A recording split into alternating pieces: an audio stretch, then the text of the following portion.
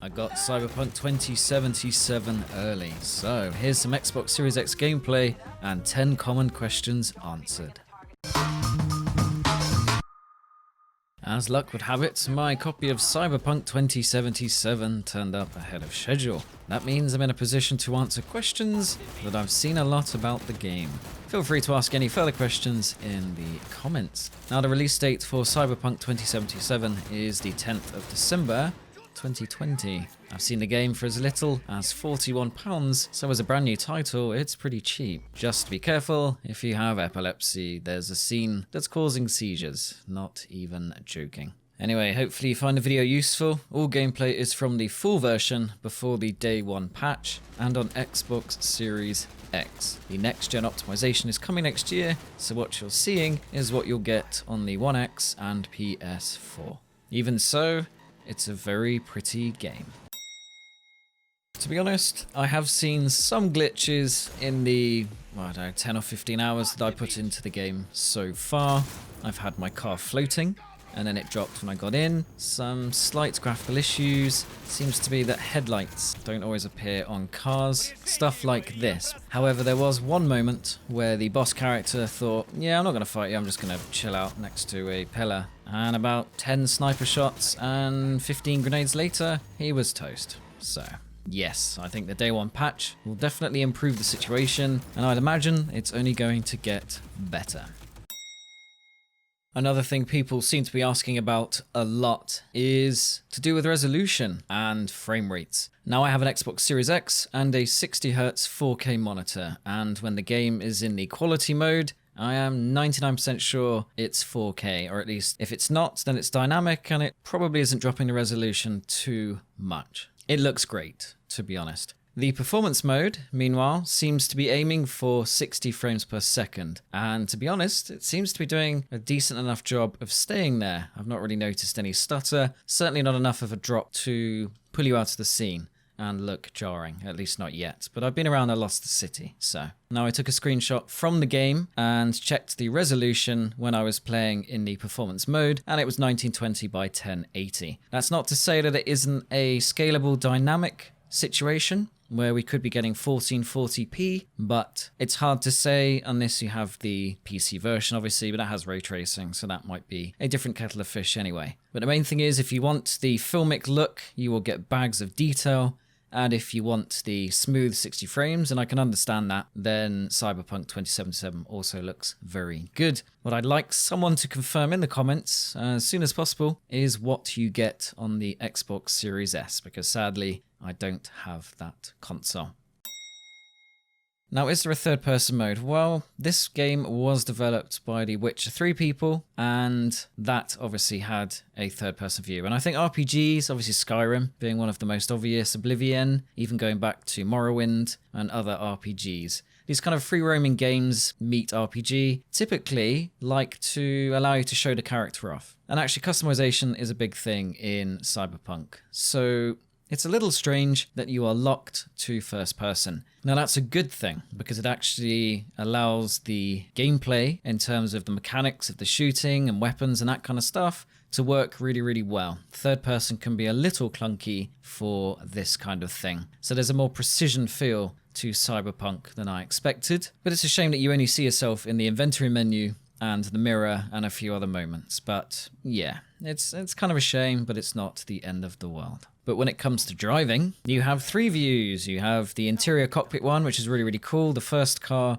has a nodding cybernetic dog, or whatever you want to call it. The interior looks amazing. There's obviously been a lot of time spent on the little details, because you really do see them in moments like the car interior. And the other two views, one is third person, and then one is third person, but a little closer. And you can actually control how the camera reacts, both in first and third, in the options. I'm using dynamic, which seems to follow nicely. You don't have to mess around as you're driving, so that's pretty cool. So can you have a lot of cars? Well, supposedly, according to the instruction book, there are more than 30 of them in the game, including a Porsche 911, so that's pretty cool. And actually, when you use the scanning mode, you can see whether it's all-wheel drive, front-wheel drive, the curb weight, and engine horsepower. So there's kind of a nerdy car guy edge to the game, and most of them look interesting. There's also a hint early on that you can have multiple cars in the garage, and just like in Grand Theft Auto and Just Cause and all those kind of games, when you walk up to a car door, there is an option to get inside. However, this is the future, and it appears you need a certain skill level to make that happen. I think it's level 6 in something. But anyway, so you can't just do it straight away. However, it does appear that you can have some fun with this and have your dream futuristic garage.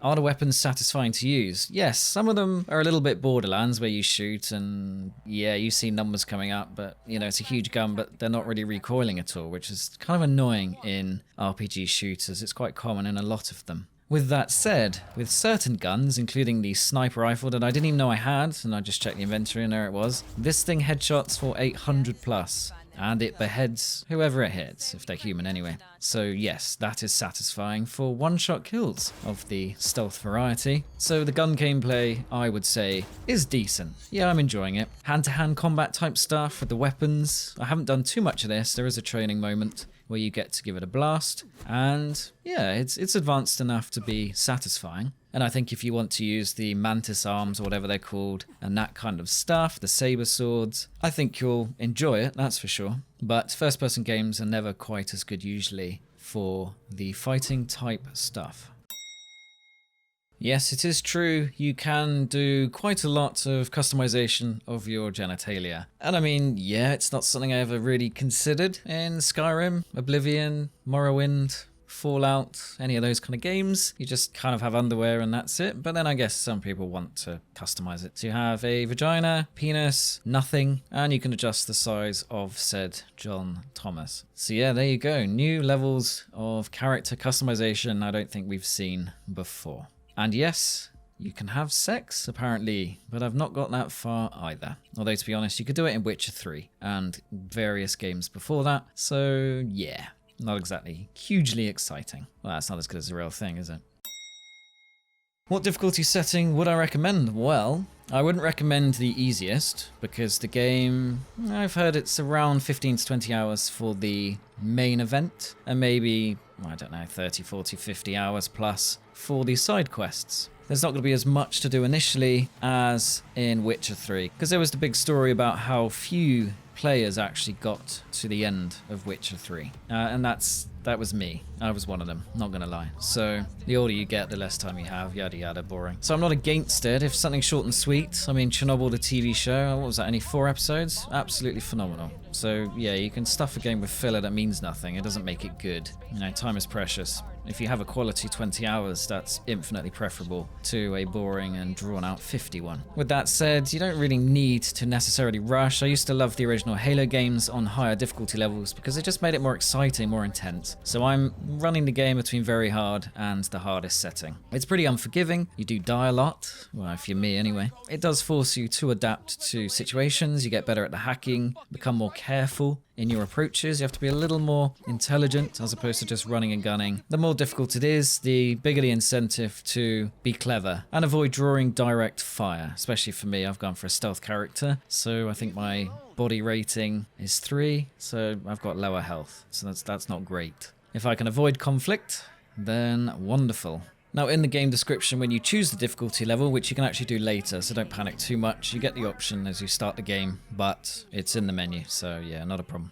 Basically, the more difficult the setting is, the cleverer the AI is with the way it kills you. On very hard at least, I've seen you get a lot of grenades thrown your way, and they typically try to maintain a distance, and because they do a lot of damage, and it seems to be they can do sort of cybernetic attacks on you and set you on fire, which is kind of annoying but cool. Yeah, the fights are more drawn out and more interesting. If the damage was much lower from them, it would encourage you to just run around and go up to them with a shotgun, and that's not as exciting. So ramp it up, and if it's too annoying, bring it down a setting as opposed to too low and work your way up. I think that's a good way.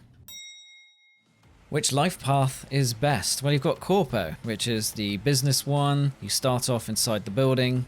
Spoiler alert! And basically you're meant to do nasty things for very rich, nasty people. That one starts you in the city. There's also Street Kid, which is supposedly to do with being in a gang and living the street life. So this will give you quite a full-on experience of the lower echelons in Cyberpunk's rather pretty world. And the third option is Nomad, which I believe starts you outside the city. Now, there is honor among thieves in this group. They supposedly are quite trusting, and there's loyalty. So yeah, this will give the game a slightly different pace. I was torn between Nomad and Corpo, and I went with Corpo because I thought it'd be quite fun to be the rich asshole and just shoot my way up. Have a bit of fun in the city, and potentially have access to some high-tech stuff, although actually that doesn't turn out to be the case, as you'll see when you play.